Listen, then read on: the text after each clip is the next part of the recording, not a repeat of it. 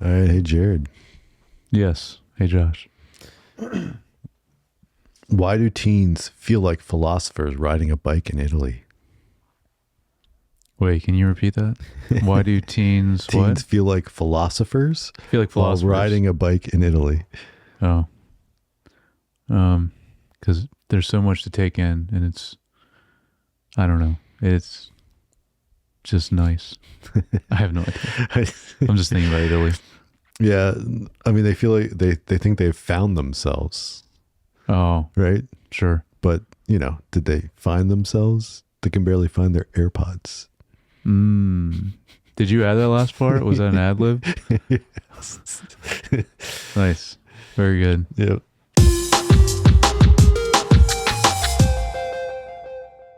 Hey, welcome back to Screen Time Film, a podcast where we discuss a director's filmography in chronological order. We are discussing Luca. Yeah, what's his last name? You got it. Guadagnino. Nope.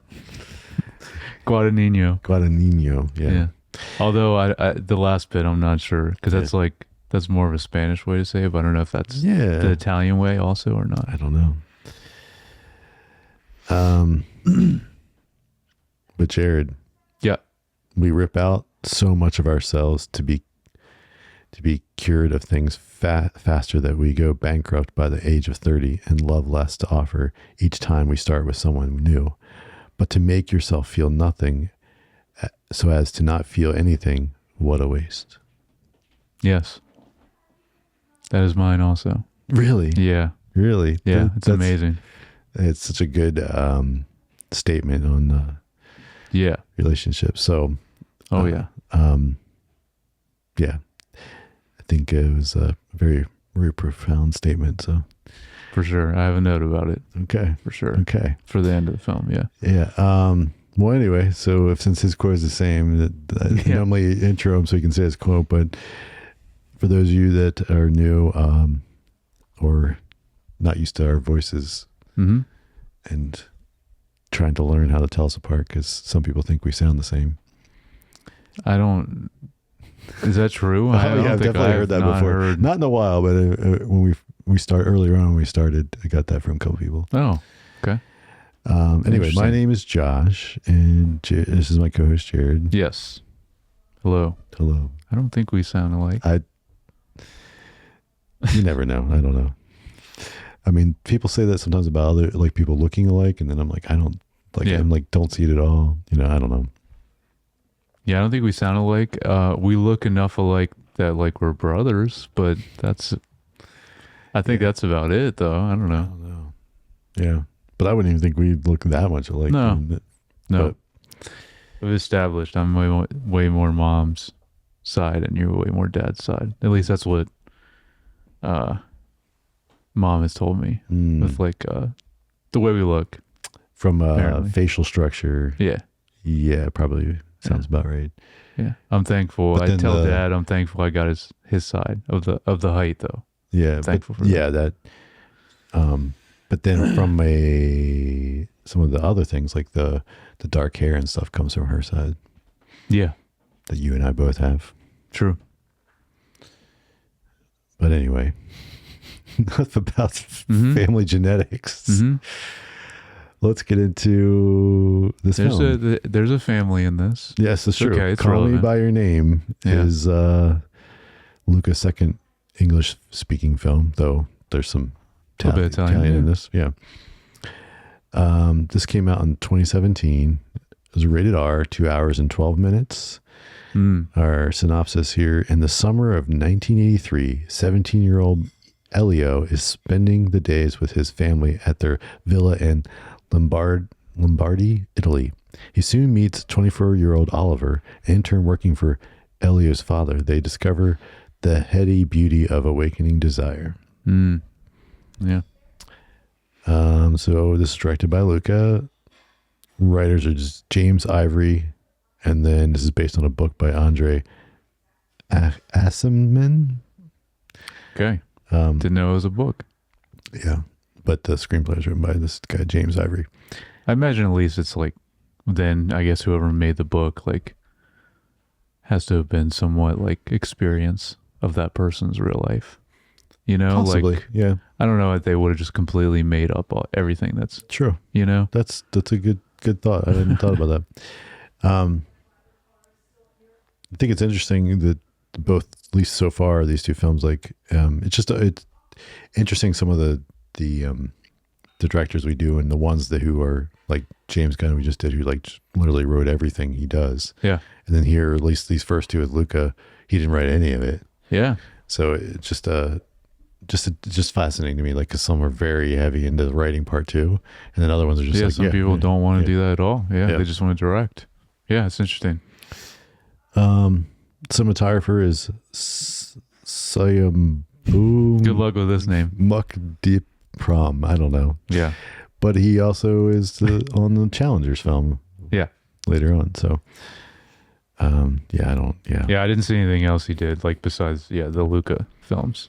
We once again have no composer listed, No, which is crazy because there's definitely plenty there's of score. Yeah, score in here.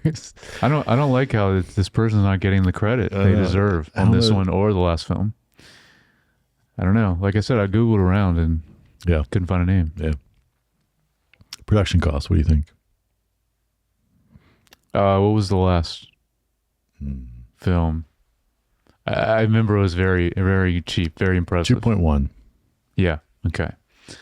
This one's got to be pretty similar.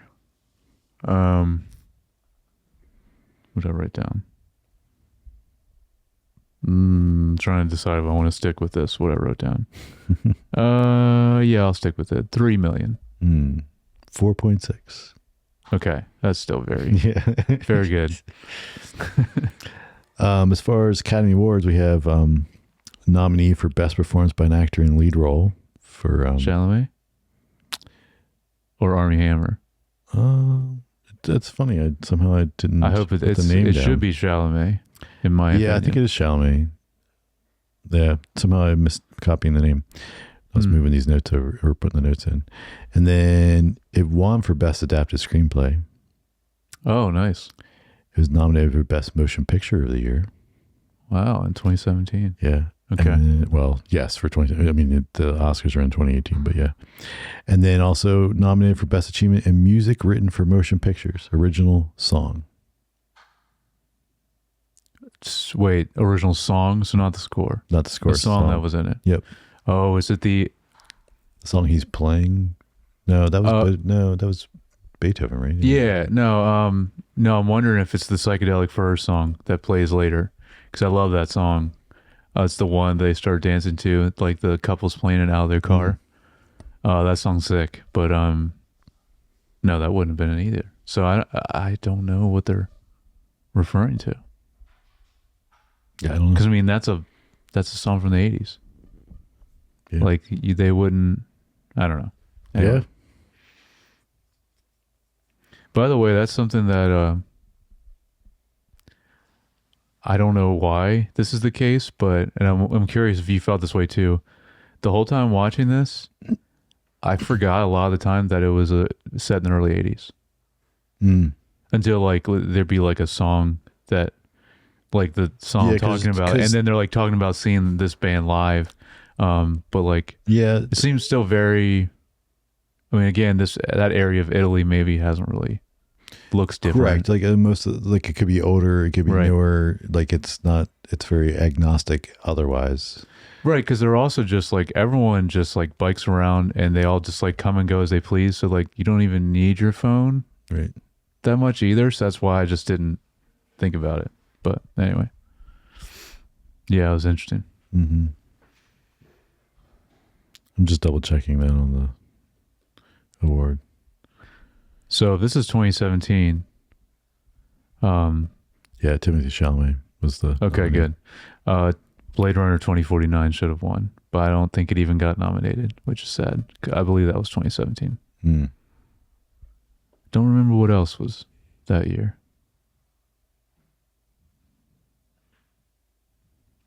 Well, don't know. All right. Well, so the cast here. Yeah. We have Armie Hammer, Timothy Chalamet, Michael Stuhlbarg, and then that's our guy. Amir Kassar. Did you recognize him? Yeah. The dad? Yeah. But like from a specific movie that we talked about a while ago. I mean, he's in a lot of stuff. Yeah, he is in a lot of stuff. I'm not remembering what. A Serious Man. Oh, he was. And that was like a movie that like we both were like pleasantly surprised of. Yeah. Like he was our main guy. I believe that was him. Okay. Yeah. Okay. He's a great actor. I'm trying to remember that movie now. That's terrible. A Serious Man. Well, we both really liked it. It was one like we hadn't even really heard of ever. What was? It's like the Jewish family in the 60s. Just remember what all happens. Yeah, it's coming back to Oh, his wife like wants a divorce, and then where's it go from there? Was that Coppola? No, who was the? No, that was Was even older. Cohen's. Cohen's, yeah, as we did before. I was like, I'm trying to think of what else timeline we like did. The main kind of plot. Yeah, I know what you're talking about now. Yeah, I remember that movie was awesome. Together. Yeah, I really liked it. Anyway, that just made me think of. Yeah, because remember, like the other guy just like moves into the house or whatever. Oh, yeah, and he always wants to like bond with him. Yeah. Surprisingly funny movie too, but like very serious and like it was good. All right, well, this film I had not seen. Had you seen this? No. Okay. I remember, it makes sense, the Oscar nom, because I remember hearing the name of this film a lot at the time, and I was already familiar with Chalamet, but I didn't know anything else. I was not familiar with Luca and his films really at this time. But no, never seen it. Is there anyone else cast-wise? I guess that really is it for like that we know. Yeah, I mean, there's not really. Okay. I mean, everyone else is. I mean, you've got like there's a girl he kind of hooks up with, dates with a little bit, like, but she wasn't anybody that really has been much else. No, I didn't recognize anyone and else. Then, and then there's a few other the mom and the mom. I put the mom down, Amira. Oh, okay. Kazar. Okay. But even though I don't think I've seen her in anything else. No. But all right. So what did you think of this film? Yeah. So this, well, we kind of already talked about it a little bit, but like, it's to me, it's like a very artsy, like coming of age film, which is cool. And kind of similar to the last film where like we're just hanging out in Italy. Different scenario though, and like different things are happening, but like kind of similar vibe though, which is cool. And I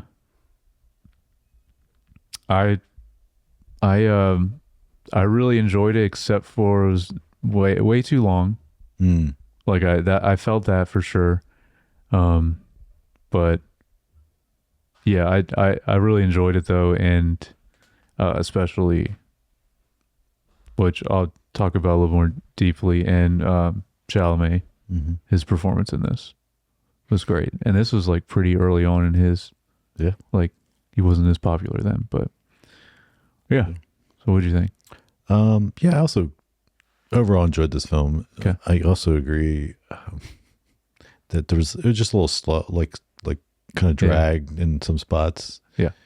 I think I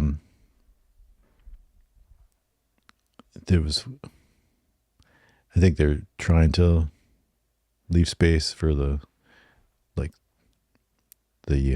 almost like the discovery of like his actually being attracted to another man versus. I think that was probably part of the reason why they wanted to leave breathing room there for that, because there's like so it kind of takes a while for it to even, because it's like you're almost halfway through the movie before they even like.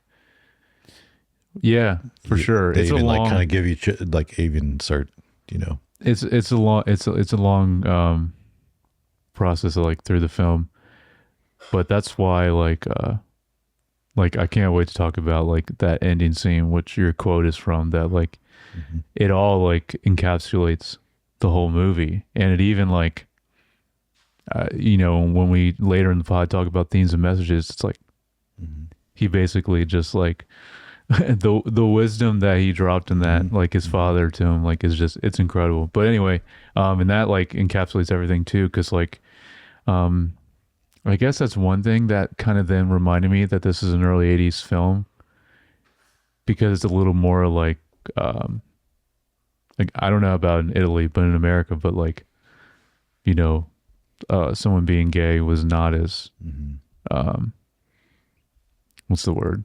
Like people were accepting. There you go. That's the word. Yeah. Again, I don't know in Italy, but like, so, and they talk about that a little bit too. And so that's definitely makes it like, that's a big part of the film as well. But yeah. Yes. But I do like the, which we kind of get a little bit in both these films, even though the previous one, like the one guy kind of comes in and kind of creates a little bit more chaos. But yeah, but like you said, that tone of like a little bit of like the slowness of summer. yeah, Like just like, hey, we're just gonna chill here for the summer and then like not have to really do much of anything, even though like that guy with our other main guy, the Oliver, purpose he was there for was like kind of a summer internship kind of thing. And but so they were working, but like it seemed like it was everything else because we were seeing so many, everything from Elio's perspective, right? Like so he was just hanging out for the summer because it was also, I feel like you feel it even more in this film than the last film, but just like the Italian culture, or maybe it's just like that specific area where they're at, but just like, yeah, everyone's just like not rushing. It's very chill. I guess that's kind of, maybe that's a European thing in general. That's what I was gonna say. I think it also highlights that even more so. Yeah, the European compared to America. Yeah, the pace that they move at, and then even I think more so in summertime is like, oh yeah, no, summer's just for just chilling. Yeah, and it's like it's funny because like I love how, I guess it's a love and hate for me because of just my personality, but I love how people just like freely come and go from the house too.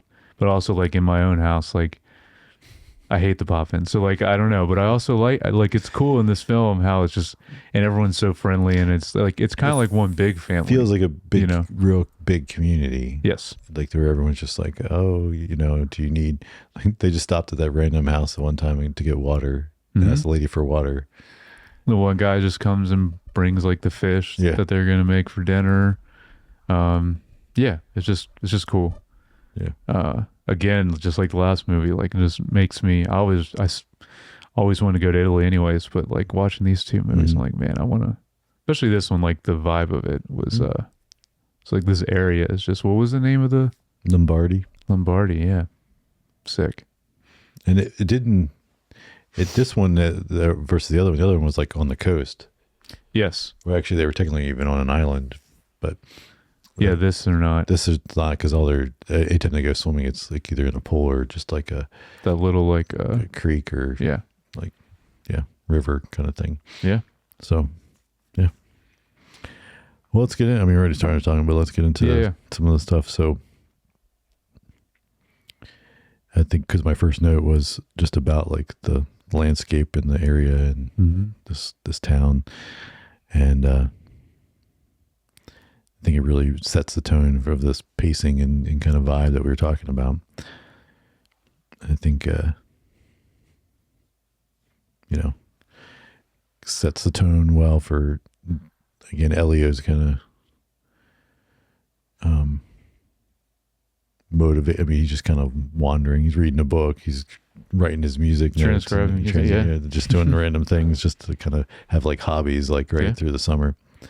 So... yeah, it is interesting. Yeah, he's just doing, like you said, hobbies, because like didn't really seem like he has any responsibilities at all. And he's 17? That's what it says. 17, yeah. Okay. Yeah. Well, I wanted to talk about Chalamet a little bit more with my first note. Like, it's interesting seeing him look so young in this compared to like just how we know him now. But one thing is like immediate in this is like you can see just how great of an actor he is, even in this like 2017 or let's say even 2016 when they were filming this. And I know, and even seeing interviews with him, like you can tell he takes every role he does very seriously. And the kind of the vibe I get with him is he reminds me a lot of like the older like classic Hollywood actors, the way they operate and approach films. And that's just another reason why like I think he's one of our best young actors at the moment. And there's a few films especially that like solidified that recently for me.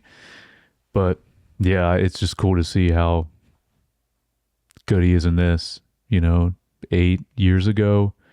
And so much so, I mean, he did get nominated for this, which is awesome. I think it's well deserved. Yeah, his performance is really good. And yeah, even like some of the physicality of the way he would do things and mannerisms, like that felt very unique and different to like what I've seen in other roles of his. Yeah. That he must have been doing intentionally for this role that, is just a sign of like, the above and beyond, like the and then I was going to ask you about like, it looked like he was really playing the stuff when he was playing it. Yes. The piano and the guitar. Sure. Yeah. Which I don't know if those were skills he already had or he had to learn that specifically for just, and even the Italian sounded pretty good. Like, yeah, it did. He sounded, unless they used somebody else's voice for it, because sometimes they do that. Like, but yeah, I mean, I don't know. Cause obviously he's French. Like that's what he knows. Like, I know that's what he's fluent in. I'm assuming he was born there. I don't know how long he lived in France. But yeah, I guess he might have already known some Italian anyway. I don't know. But,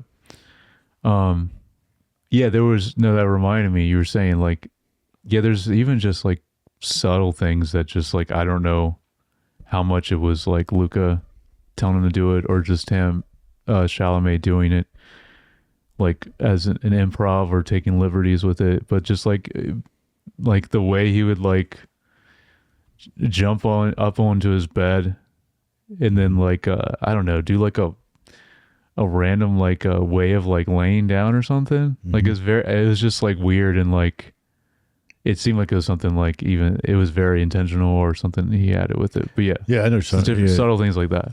It definitely gave to the youngness of him, yes, but also a little bit of like the eccentricness also of him, like being the only child of this like I guess semi-wealthy professor. I don't know, like he had a summer home in Italy. I'm assuming they're well off, pretty well. Yeah, they seem like they had a few maids or whatever, people. There was like a lady doing laundry and stuff. True, yeah.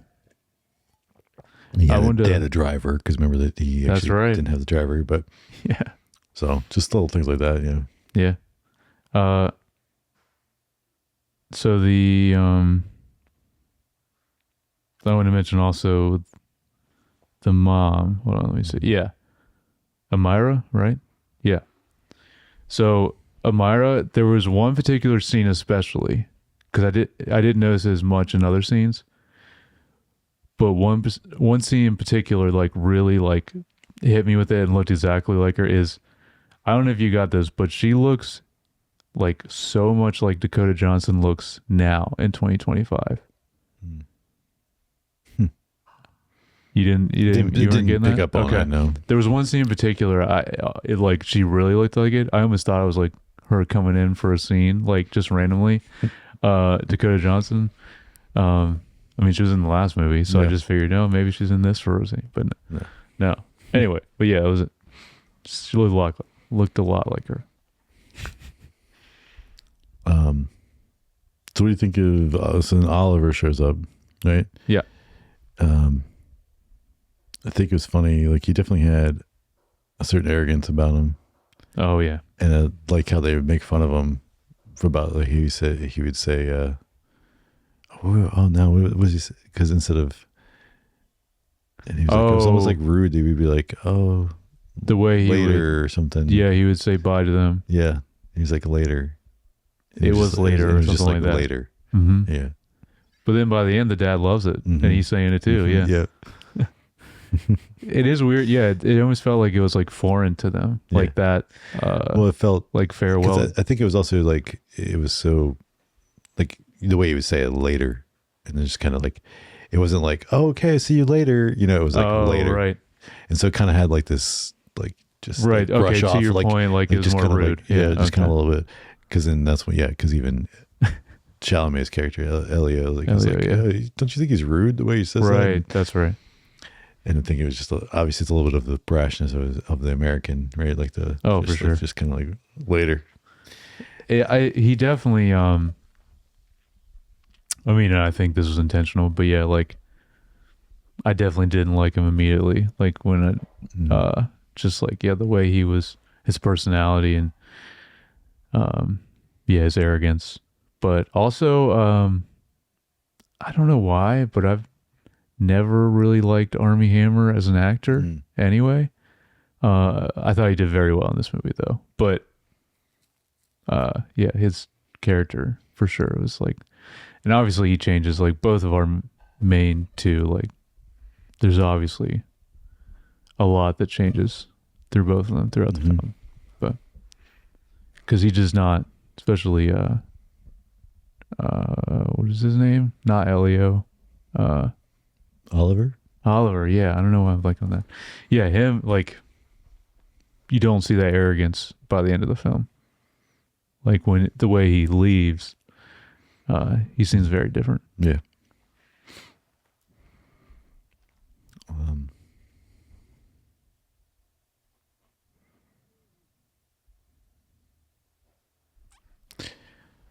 Yeah, and then even it's funny because even like when and then he references it later, but like when they're playing volleyball, there's like a couple times where he like, and I noticed I'm like he's touching him a little, like letting it linger, but then I was like, but then it didn't go anywhere for a while. Yeah, and so that was all it was for a decent amount of the film. Yeah, so when I mean, well, how to say this, because like, when did you think they finally start falling for each other, liking each other? Yeah. When? Yeah. Oh, I mean, that's a good question because like from even just the way he like would like touch him and like hold his hand there a while or something, like I knew like something was going on, like pretty immediate, but like I don't know when they like. Yeah, so that was kind of. I think it was a different time. That was like early on, but then he was like dancing and kind of talking to the other girl. Yeah, and then they both were talking to girls, and then. No, I think it was different times. It was a different point in the film when Oliver started liking him and Elio started liking him. I don't think it was at the same time, but I don't know the exact moment. I'm not sure. I don't know. What do you think? Well, I mean, I guess you said immediately, I think they both were attracted to each other. Sure. I think Oliver kind of sent a couple signals, but then for Elio, because it was new, I think he didn't pick up on those signals. He was like naive to it, but then two, like even when he was feeling some things, he kind of pushed back on it and instead used it like he was like, oh, he's rude, and like he was kind of bringing up things almost to like not like him because he was feeling things that he didn't understand. Yes. I assume Elio has never liked a guy before, but unclear Oliver has ever, because I don't think really they ever say detail, it. but he does seem like he was more self-aware of of where he stood on. I like how, because this is more early on when I think Elio is maybe likes Oliver somewhat, but also just like really annoyed at him and kind of hates him too at the same time. Was I just loved when he was playing the piano and then like played the specific phrase that he was working on. Like he played it sarcastically for Oliver. You can see it in his face too. That was great. That scene when he asked him to play it again. That was great. Well, yeah, and then like he's blatantly dropping hints about his escapades with the one girl and right, like kind of like, and so like early on it's like it's hard to, is he just trying to compete with him because he kind of like, and, yeah, so true. There's also two things that I relate a lot to with Elio. Is when he's transcribing the sheet music while he's listening to it. I've done that before many times, so like that I could relate to. But then also, which this has happened in other movies we've covered, but also like when his parents asked him impromptu to play the piano for like dinner party. The people that are over. Yeah, like that too, I can relate to a lot. But yeah.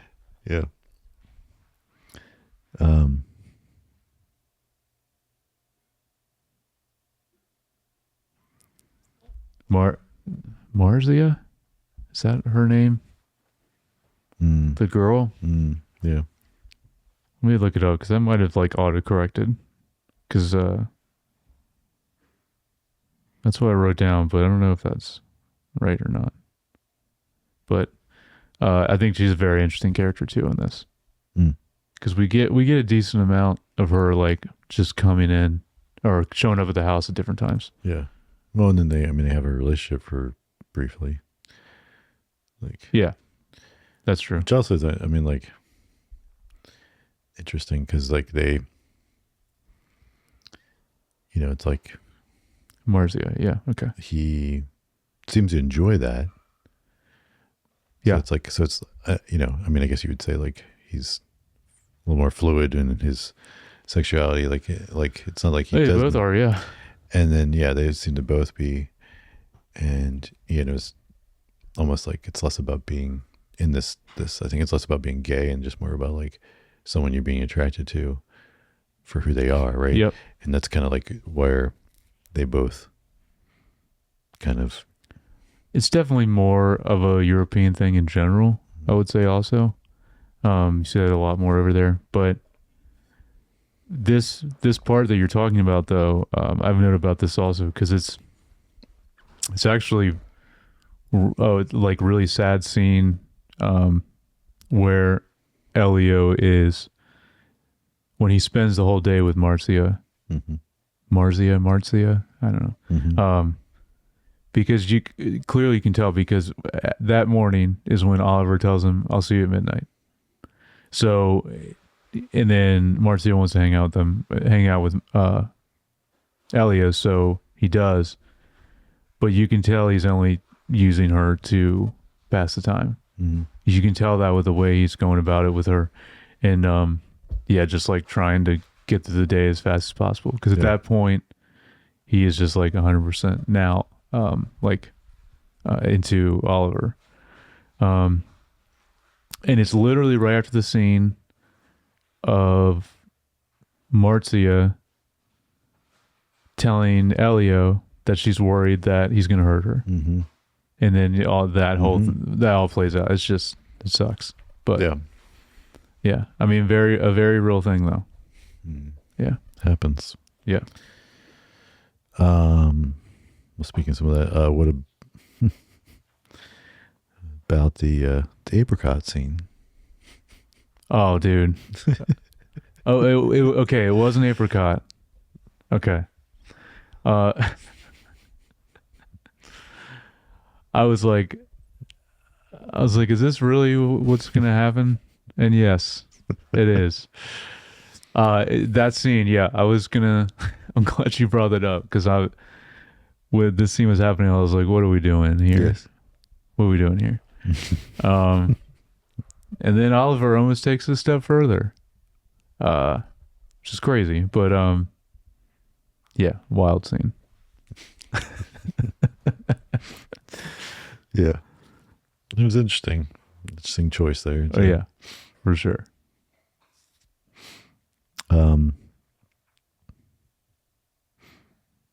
They so we get like they get to go. Well, they get that, like, he kind of shows them his little private. He's like, this is my hangout spot. Yeah, like no one knows about. They kind of go on a bike ride, and so you kind of have their first like little bit of like reveal of like, hey, we actually both like each other a little bit. mm-hmm. But then Oliver stops it. He's like, we can't. Yeah, he's the first one to actually stop it. Mm-hmm. Elio doesn't. Yeah, Because Elio's like kind of keeps pressing a little bit, and then But then later, like you said, he tells them, like, meet me tonight, and then they finally like actually hook up. But and then they get the trip to they have to go, and then the mom like even suggests that let Elio tag along with them. It's got to go, and then they kind of get the little long weekend or something somewhere. They go. I don't know what they were doing, but I remember the scenes of them like walking around and kind of like hiking. They find like they're going. It's definitely like a different area. We don't get much of it though. No, it's kind of a montage of different things, but just kind of that like you call it like vacation bubble, right? Like real, because anytime you're on vacation, like kind of you're away from real life and that every day, like the day-to-day stuff that you deal with like in normal life, and then you're in the vacation bubble, which obviously always feels more romanticized, right? Yeah. And so they have this like nice long weekend, but then as soon as then he leaves from there, right? Like he's going back from there, Oliver is. Yes. And so then Elio's like stuck there, and he even like kind of teared up and calls his mom to come pick him up even. So I thought that was why I don't remember the reason. Do we know why he just leaves? Was the end of his summer internship. No, I mean from there to where then Elio has to call his mom to pick him up. Because that was why, like it was like he had to do some things, and then he was going to leave from there to go on the train/plane to go back to America. Okay. And so I think it was because it was in the main city, and so there was no point in him coming all the way back to a small town. Okay. I think it was just a thought process there. And of course, when they send them, it's like, I mean, both the mom and dad obviously knew there was something going on between them, but then they kind of treat it as like, oh, just you guys are good friends. Why don't you, hang out for this last weekend or whatever before Oliver has to go back to the States. And of course, it's more like a romantic thing, but then he leaves, which is like, that's hard. I mean, like so but then the best thing to do is kind of go from there to the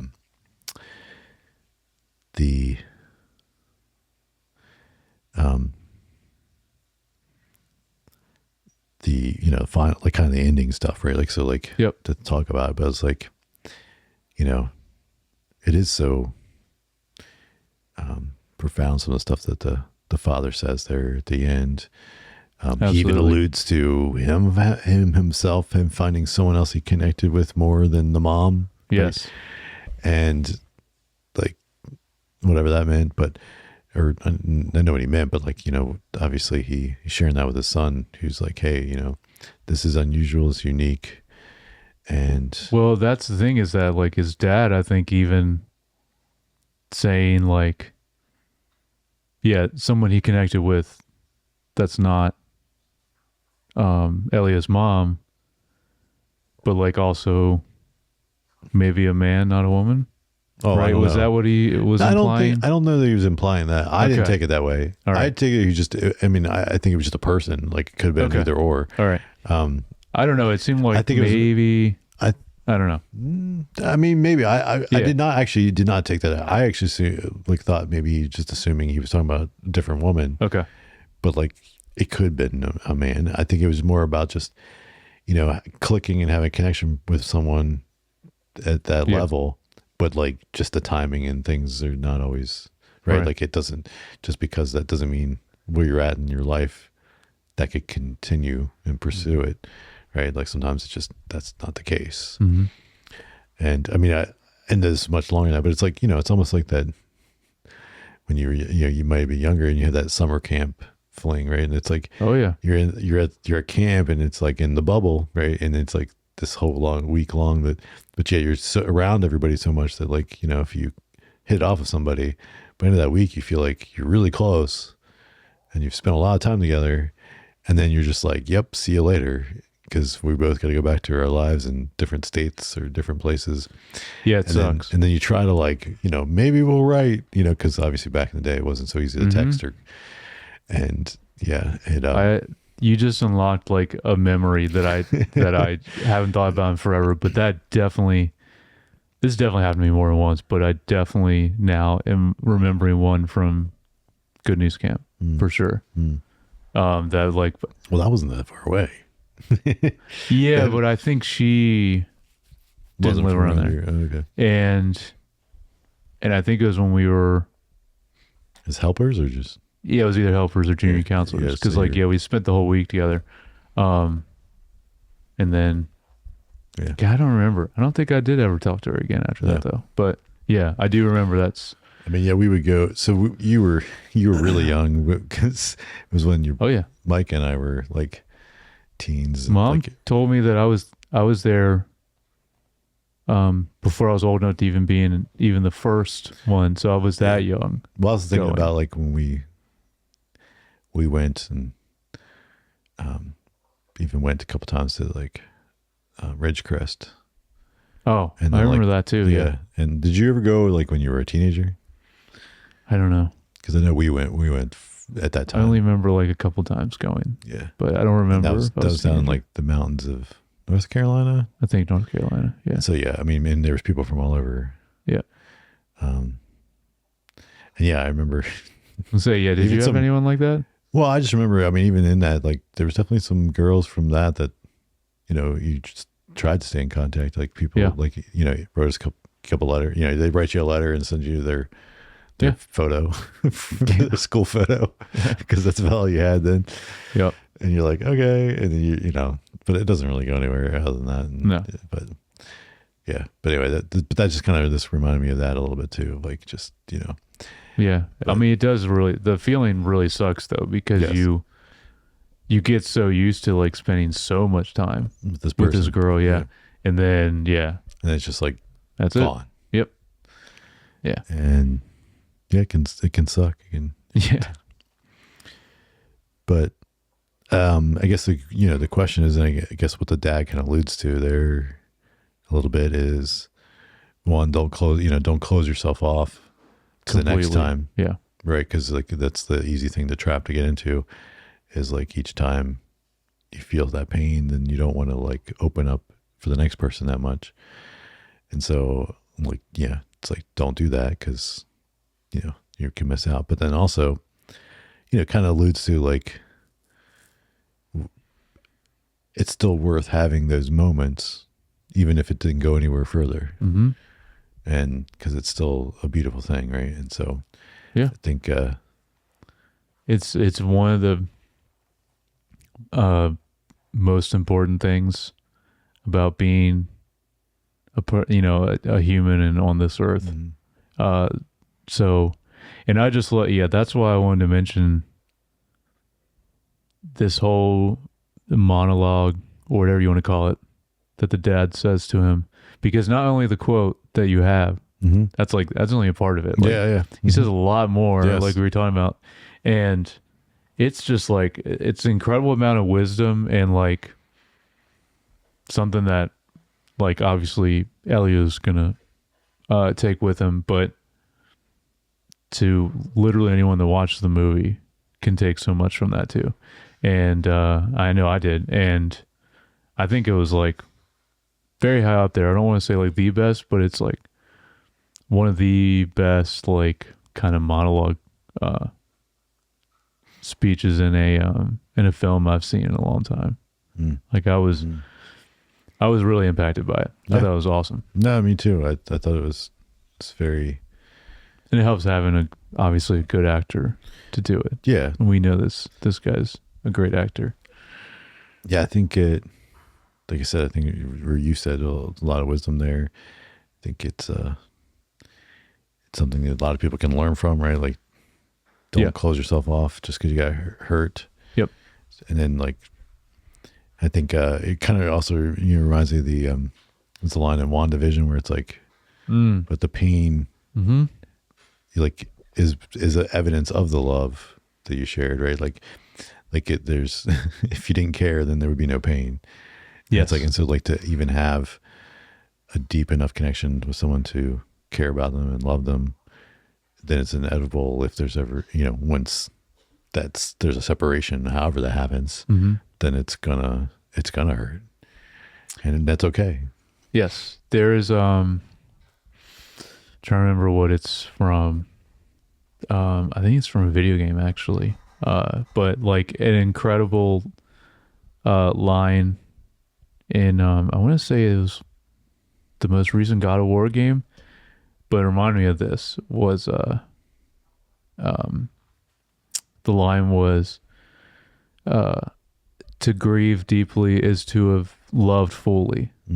And I was like, man, yeah, like, so yeah, it's definitely yeah, I mean, just like we were talking about, like, this is a very important part of life. Like, pain is another inevitable part of life that is going to happen regardless. So his dad's basically saying, like, so don't close your heart off to it completely, no matter what.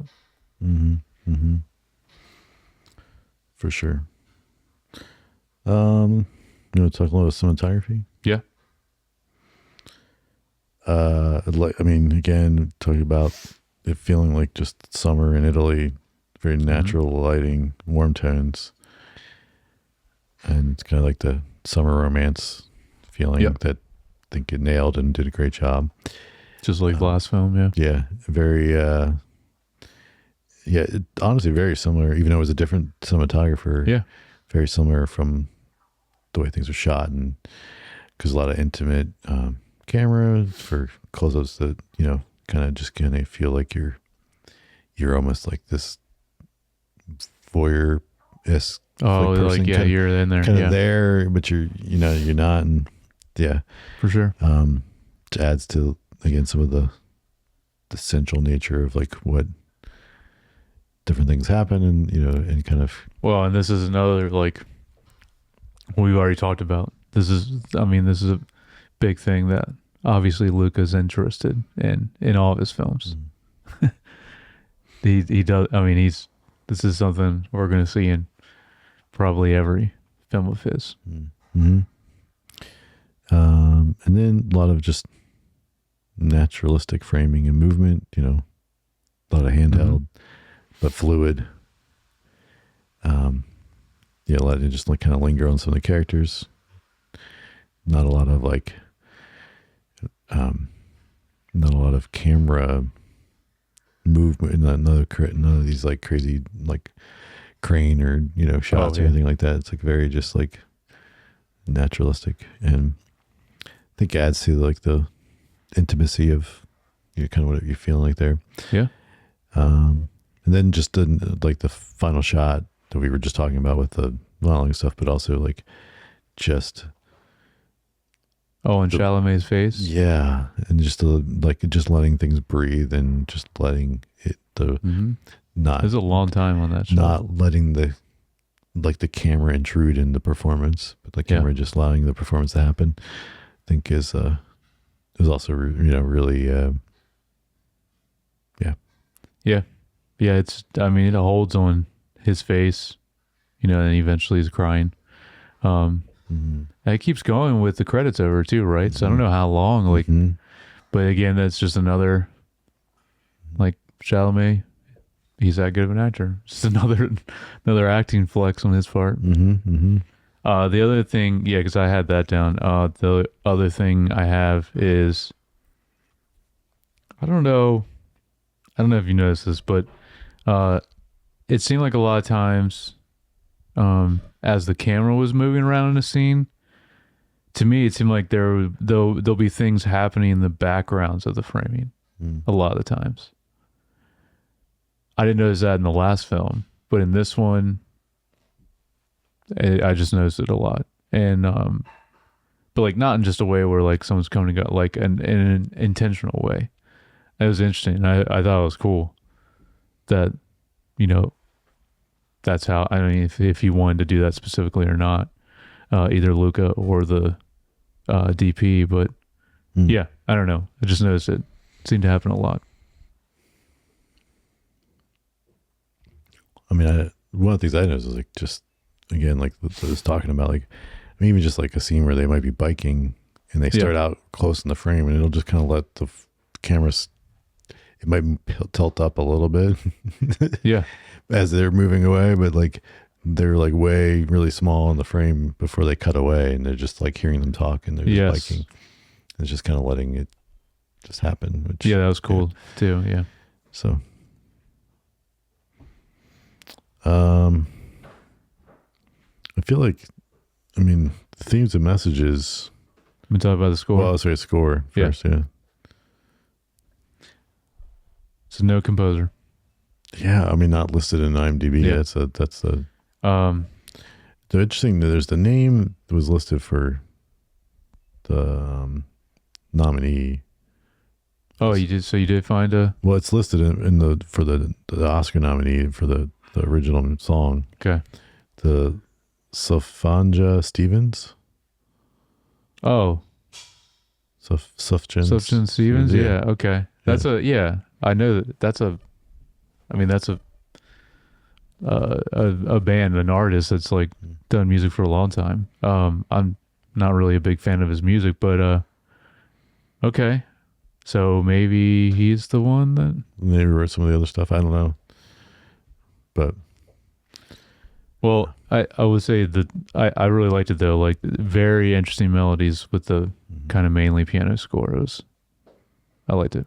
Yeah. So I think for themes and messages, though, I mean, we kind of talked about covered it. It's the speech. Ending. It's the speech at the end. Yeah. But yeah, I think, you know, just that. I did write, like, you know, learning that some loves don't last forever, but they shape you forever. Is kind of what I wrote down. Absolutely. Like, I think, you know, Oliver and Elio won't ever forget this summer. Oh yeah. Even though, you know, they may never see each other again.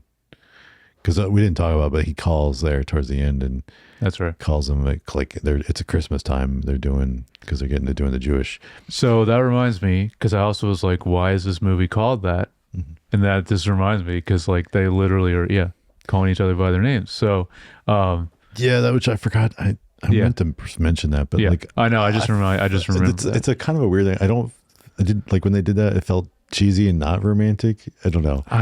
It was a weird thing to do. Like I was like, I've never done that, but I guess no. It's a little different when in the same gender relationship, right? I guess it could kind of work, because like, and maybe that's why I've never thought of it to do something like that. No, me neither. But I've always just because I was mentioning before that I've heard the name of this movie a lot, and there's a lot of buzz even in this year, and I was just like, oh, that's a cool and interesting name for a film. But then like this was not till like pretty close to the end of the film, and then like I'm like, oh, okay. Now I understand why the movie's called that. But anyway, so Oliver calls up at Christmas time, and and or Passover, whatever was it? And lets him know though that he got engaged. to a woman. Yep. And so but anyway, so that was, oh right, that's like right before then he is crying, and then credits, right? Yeah.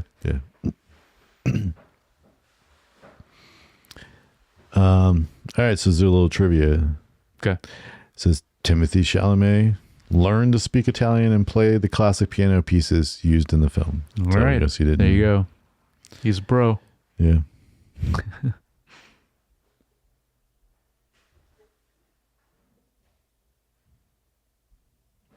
So All right. So it says there was only one rehearsal before shooting.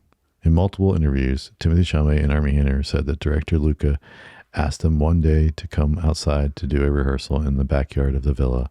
They walked to a patch of grass and flipped their scripts to a randomly selected scene to practice. When they opened the script, the page only read, Elio and Oliver roll around in the grass making out.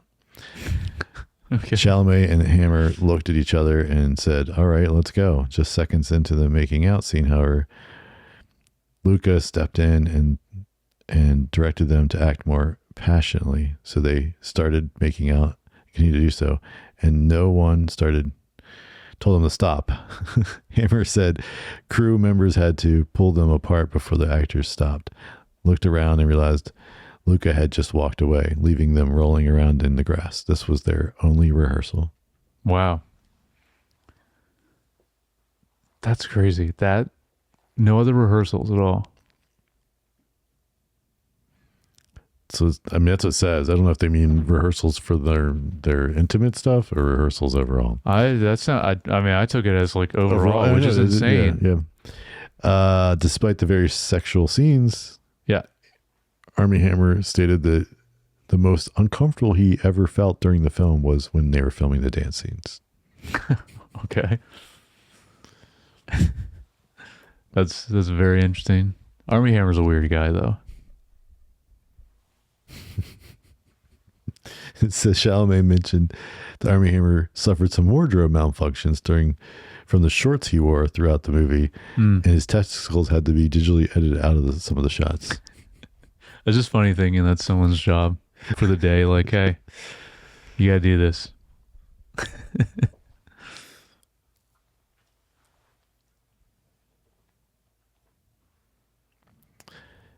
During the hiking scene and up the waterfall, Elio and Oliver holler with excitement. Actually, the screams were genuine reactions of discomfort from actor Chalamet and Hammer due to the frequent shocks from stinging netlet on their exposed legs. The entire mountainside was covered in them. Oof. There's like a little... What is it? There's nettle like things. Oh, that. Okay, Yeah. I was thinking of an actual like something in the water. No. Okay. Like in the grass. Yeah.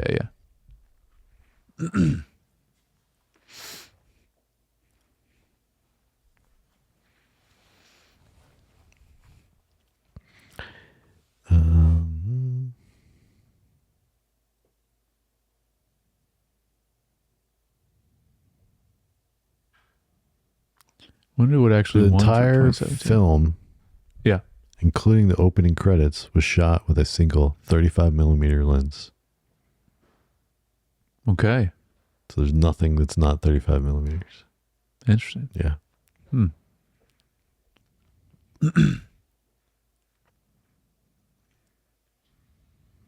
Guess that is pretty abnormal. Right?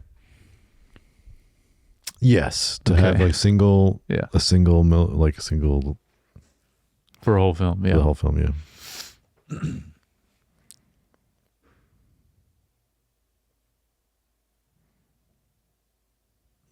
So Chalamet was 20 when they did this, and Armie Hammer was 29.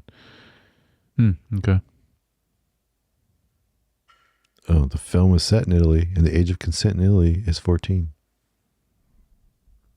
In the early 1980s? Just says Or- period. Might still be Okay. that way. That's crazy.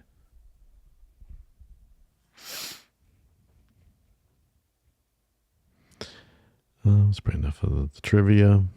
Didn't look like there was too much more. All right. Yeah, final thoughts in our next film. No, it's So It's a would good you movie. would you rewatch this? I always like to. oh, that's a good question. Probably not. I But- kind of feel the same. Then maybe like if Yeah. it was like 10 years from now, and I'd be like, Sure. I want to revisit that. But like to rewatch it, It's not really a rewatch movie, but Yeah. like I definitely, like I said, I definitely enjoyed it though. So mhm. it was definitely worth it. But No, I know. Yeah, that's why Yeah. because that's why I ask it, because I think Yeah, there's a distinction. You can enjoy something and be like, but I don't need to see it a again. one-time thing. Yeah. Yeah. So I think the same for the last film too. Yeah, I agree. For sure. I agree. Yeah. So the next film is Suspiria. Suspiria. This is a remake. I've not seen this either. I haven't either, and I've not seen the original, which is like a classic film that like is highly regarded, like very like. But I've never seen that either. But I know this is a remake. Well, cool. We'll check it out. Yeah, next week. So those of you watching and listening, let us know your thoughts of this film or anything else we've been talking about. You can do that by emailing us at feedback@screentimepod.com or leave a comment or send us a DM. And of course, we appreciate all you who like and subscribe on Apple Podcasts, Spotify, YouTube, or follow us on Instagram, Facebook, and TikTok. And if you'd like to follow each of us individually on Instagram, I'm at JYoungBar. And I'm at Jared Youngbar. All right. We'll catch you guys next time.